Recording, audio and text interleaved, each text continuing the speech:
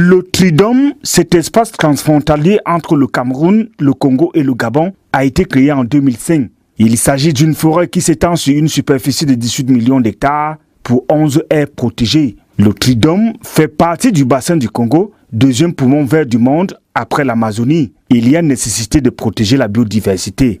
Si vous allez à Anki, à Bumbabek, Odja, à Mengame, vous allez voir éléphants, gorilles, chimpanzés, buffles, toute cette faune est présente. L'éléphant a subi une grande pression à cause du braconnage.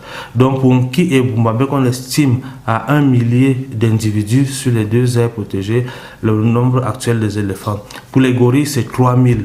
Les gorilles et les chimpanzés subissent aussi des pressions, parfois pour le bushmeat, parfois parce que leur habitat est détruit. Avant que le Tridom ne soit créé, c'était des espaces qui étaient gérés un peu de manière cloisonnée par les différents États. Les activités qu'on pouvait mener dans un pays impactaient le pays qui était collé à côté. C'est-à-dire que si au Cameroun vous avez l'exploitation forestière juste à la frontière, il faut savoir que l'impact de cette exploitation forestière arrive directement au Congo ou au Gabon si c'est situé à la frontière.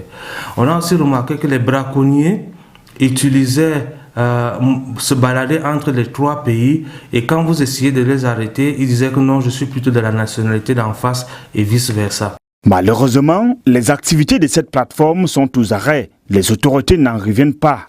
Ce projet Tridom semble être oublié. Pourquoi? Parce que lorsque vous arrivez à ce tripoint, vous allez trouver que les maisons construites pour les éco-gardes, pour mener les missions même du Tridom, ont été abandonnées depuis longtemps. Le deuxième problème, c'est l'enclavement. Pour accéder au tripoint, c'est tellement difficile, voyez-vous. Vous devez parcourir plus de 17 km à pied dans la forêt, traversant des marécages. Du coup, le braconnage et la déforestation se sont intensifiés, mettant en mal les espèces protégées.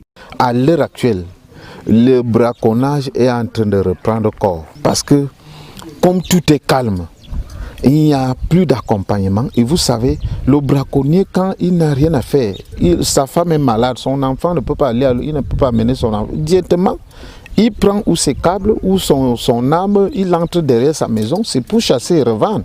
Et c'est très regrettable parce qu'on avait tellement misé sur le projet Tridom.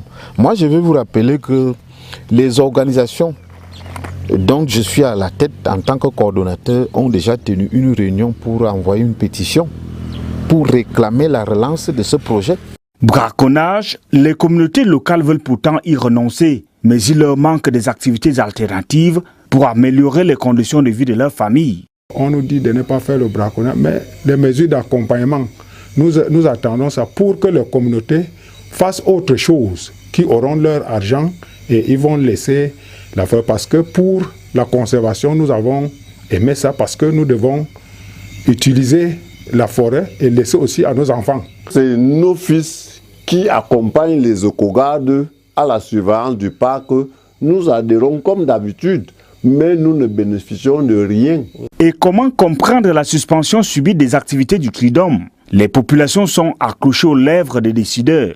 Il était question, selon les recommandations, de reformuler le projet pour prendre effectivement en compte les aspects des BACA. Et c'est ce qui a été fait. Moi, on a fait des missions sur le terrain pour collecter les informations auprès des parties des populations locales. Mais ce qui est surprenant, c'est qu'une reformulation peut prendre plus d'1 an. Donc, il était donc question qu'après la reformulation, que le projet reprenne vie.